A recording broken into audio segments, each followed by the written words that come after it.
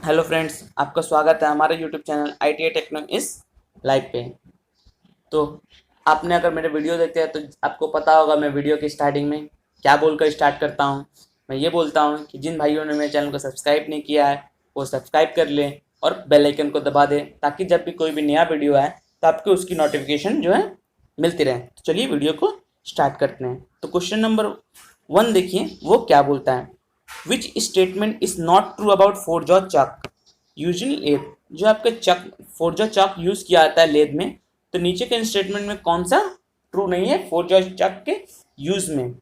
तो देखिए option A क्या बोलता है, etch jaw can be move independent of the other jaw. जो फोरजॉ चक में आपके क्या होता है, 4 जॉ होते हैं, तो हर जॉ एक अलग रिलेटिव मूवमेंट होता है। मीन्स एक के मूव करने से दूसरा मूव नहीं होता है, सब एक खुद ब खुद अकेले अकेले मूव होता है। ऑप्शन बी क्या बोलता है, it is not so heavily considered three chuck. ये आपका ऑप्शन गलत है। फोर जो चक की जो लोडिंग कैपेसिटी होती है, मीन्स पकड़ने की कैपेसिटी हो, तो थ्री जो चक से ज़्यादा होती है। तो 51 का आंसर पहले ही बी गलत है। और इसका जो होता है सी जो बोलता है it's jaw are reversible. Means आपके जो थ्री जॉ चक होते हैं उसमें जॉ के 2 सेट प्रोवाइड किए थे। एक अगर आपको जॉ को बाहरी तरफ आउटर फेस पे पकड़ना हो तो एक जॉब प्रोवाइड किया जाता है। अगर आपको जॉब को इनर फेस से पकड़ना हो तो एक सेट और प्रोवाइड किया जाता है। पर आपको फोरजा चक में ऐसा नहीं किया जाता। फोरजा चक आपको एक ही सेट प्रोवाइड किया जाता है। उसको अगर फिर आपको अगर पकड़ना हो, एक्सटर्नली पकड़ना हो, ठीक है, जॉब को, तो उसको उल्टा कर लिया जाता है जब आपको बड़े डायमीटर के हमको जॉब को पकड़ते हैं। 52 नंबर देखिए क्या बोलता है, in figure A and be shown नीचे आरेख में ए और बी दिखाया गया है। ठीक है, tool A is chaser, tool B is chaser. Option C क्या बोलता है, both tool A and B chaser. तो इसमें जो दिखाया गया है उसमें टूल बी जो हमारा चेजर है और हमारे टूल ए है जो वो सिंगल पॉइंट कटिंग टूल को दिखाया गया है। तो 52 का आंसर जो होगा B, tool B is chaser. Question number 53 देखिए क्या बोलता है, identify part of the lead which is shown in figure given below. नीचे दिखाए गए आरेख में लेद के पार्ट को पहचाने। ठीक है, तो देखिए यहाँ पर डायग्राम शायद नहीं दिया है, गलती से मिसप्रिंट हो गया है। ठीक है, तो ये क्वेश्चन छोड़ दीजिए। 54 नंबर देखिए क्या बोलता है, lathe carrier are use to drive the work during turning between centre, they are otherwise called. हमको अब पता होगा जो लेथ कैरियर का यूज क्या है, जब हमारे जॉब को बिटवीन सेंटर घुमाना हो तो हम लेथ कैरियर का यूज करते हैं। ठीक है, ड्राइविंग प्लेट के साथ। तो लेथ कैरियर को हम लोग जनरली लेथ टॉप भी बोलते हैं। तो 54 का आंसर जो होगा वो हमारा ए होगा।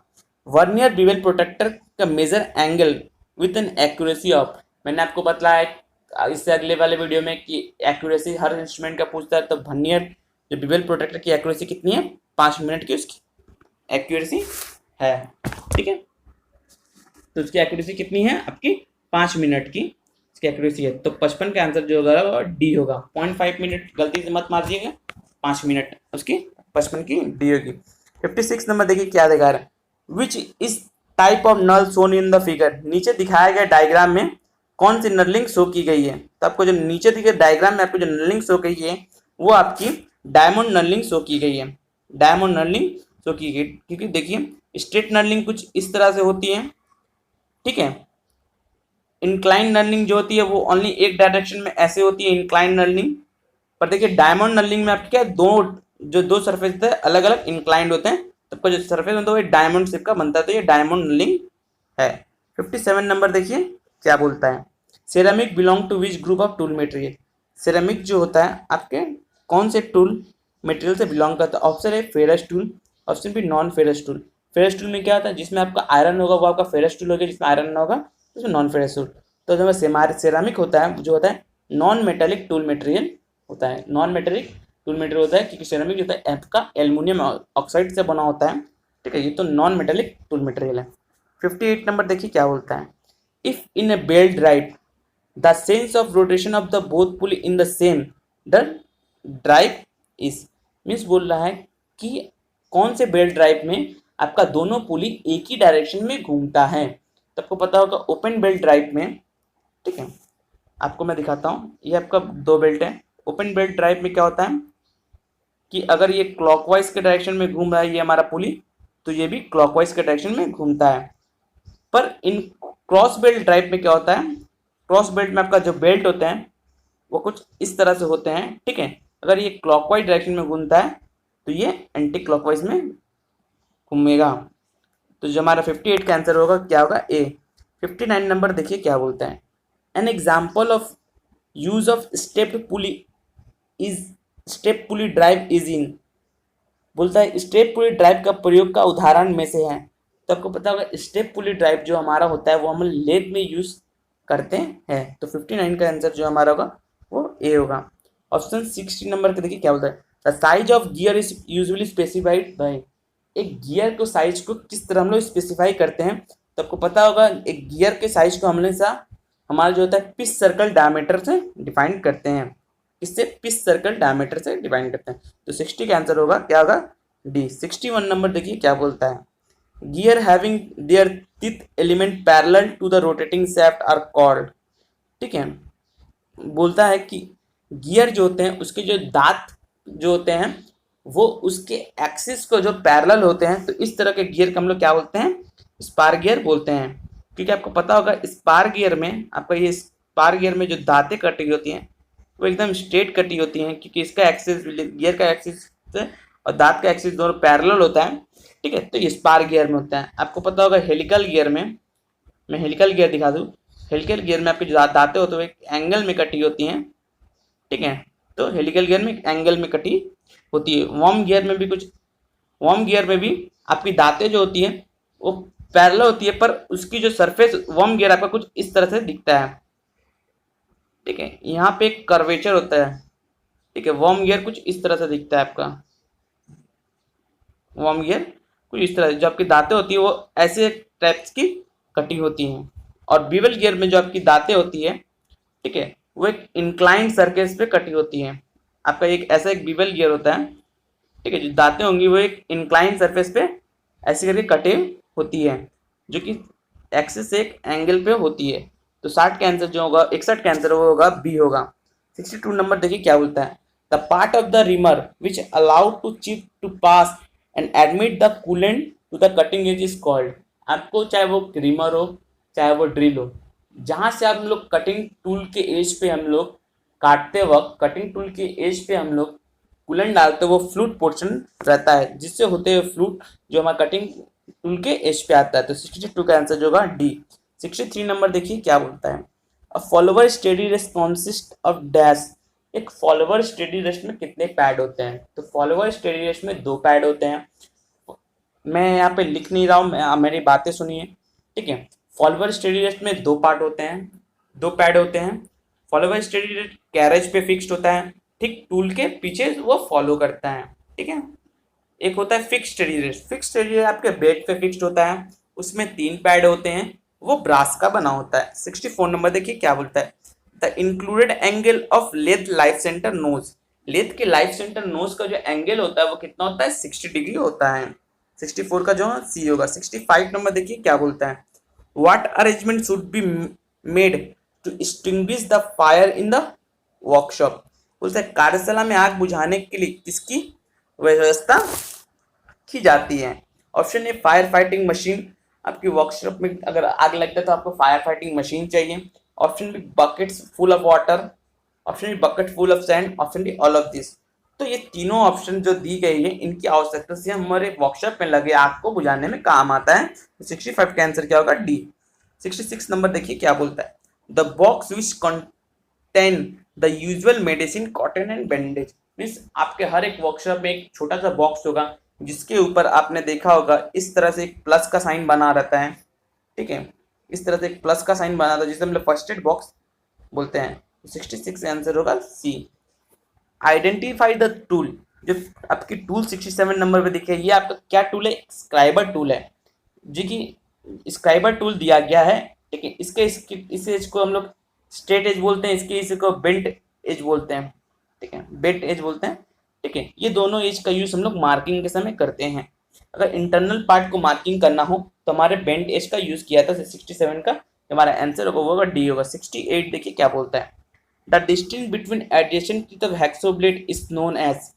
मीन्स बोलता है कि हेक्सो ब्लेड के 2 टीथ बने हुए हैं। ठीक है, हेक्सो ब्लेड के 2 टीथ ऐसे टीथ बने हुए हैं। ठीक है। एक तीस से दूसरे तीस का डिस्टेंस को क्या बोलते हैं? तो एक्सोप्लेट के एक तीस के दूसरे तीस के डिस्टेंस को, जो कि एडजेसेंट हो, मीन एक दूसरे के आसपास हो, इसको हम लोग पिच बोलते हैं। तो 68 का आंसर हमारा ए होगा। 69 नंबर देखिए क्या बोलता है, which of the following material is use to make bench vice. Bench vice बनाने के लिए जनरली हम किसका यूज करते हैं? कास्ट आयरन का। तो 69 का आंसर होगा हमारा सी। 70 नंबर देखिए क्या बोलता है, name the device shown in the figure. Picture में जो डिवाइस दिखाया गया वो क्या है? तो पिक्चर में जो डिवाइस दिखाया गया ये आपका वर्नियर कैलिपर है। 70 का आंसर क्या होगा? बी। 71 देखिए क्या बोलता है आपको, which one of the following is a precision measuring instrument. Precision measuring instrument में अति सूक्ष्म मापक यंत्र। Option a vernier calliper, option b micrometer, option c vernier bevel protractor, option D all of this. 71 का जो आंसर होगा वो होगा 71 का डी। ये वर्नियर कैलिपर की जो एक्यूरेसी होती है वो 0.02, माइक्रोमीटर की जो होती है वो 0.01 एंड वर्नियर बीवल प्रोटेक्टर की जो होते हैं 5 मिनट। तो ये बहुत ही सूक्ष्म जो माप लेने में सक्षम है, तो ये हमारा प्रिसिशन मेजरिंग इंस्ट्रूमेंट है। तो 71 का जो आंसर होगा वो हमारा डी होगा। 72 नंबर देखिए क्या बोलता है, how many millimetre are there in 1 centimetre. 1 centimetre में कितना मिलीमीटर आपको पता होगा? 1 सेंटीमीटर में हमारा 10 मिलीमीटर होता है, ठीक है। तो 72 का जो हमारा आंसर होगा वो होगा बी। 73 नंबर देखिए क्या बोलता है, vernier bevel protractor is use to measure. Vernier bevel protractor, जहां भी आप प्रोटेक्टर शब्द सुने वो बीवल प्रोटेक्टर हो, तो एंगल मेजर करने के लिए होता है। तो 73 का आंसर क्या होगा? ए। 74 नंबर देखिए क्या बोलता है, which country is develop 5S system. जो 5S सिस्टम है वो कौन सी कंट्री आपको डेवलप की है? 5S सिस्टम जो है वो जापान डेवलप किया है। तो जो हमारे इंडिया में 5S सिस्टम होता है, तो उसको 5S को इंडिया में 5S को हम लोग क्या बोलते हैं? शॉर्ट, सेट, शाइन, स्टैंडर्डाइज और सस्टेन। इन 5 वर्ड के मिला के हमारा 5S बना हुआ है। पर जो जापान में जो यूज होती है, जो short, set, shine, standard, Japan एक ऐसी कंपनी है, ऐसा कंपनी, सॉरी मुंह से कंपनी नहीं, जापान एक ऐसा देश है जिन्हें प्रोडक्शन को कैसे करना चाहिए, कैसे उसकी क्वालिटी इंक्रीज करने के लिए 5S सिस्टम उन्होंने लाया था। तो उनका जो 5S सिस्टम है वो इंडिया के से कुछ अलग है। वो जो 5 सिस्टम में, जैसे इंडिया में 5S सिस्टम को शॉर्ट, सेट, शाइन, स्टैंडर्डाइज या सस्टेन है। शॉर्ट क्या बोलता है कि हमें जिन जिन वस्तुओं की जरूरत है उसको हम अलग कर लें, जिनकी जरूरत नहीं उनको हम हटा दें। तो शॉर्ट हमारा ये बोलता है।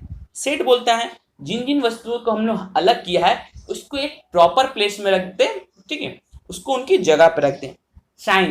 शाइन बोलता है कि जिन जिन वस्तुओं को हमारी जरूरत है उनको रेगुलर हम क्लीन करें, अपने वर्क जो इंफ्रास्ट्रक्चर उसको भी क्लीन करें। स्टैंडर्डाइज बोलता है कि जो भी काम करें, ठीक है, वो एक स्टैंडर्ड ढंग से करें। सस्टेन बोलता है कि जितने भी हम काम कर रहे हैं उसको उस बिहेवियर को रेगुलरली करें, ठीक है। जापान इसका फॉर्म है, जापान बोलता है सीरी, सिटॉन, सीसो, सिकेत्सु, शित्सुके।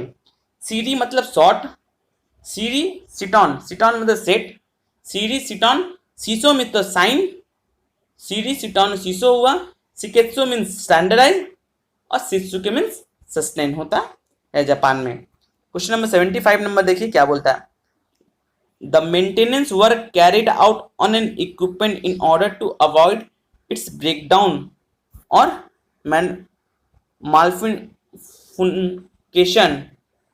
मैल्फिकेशन इज कॉल्ड।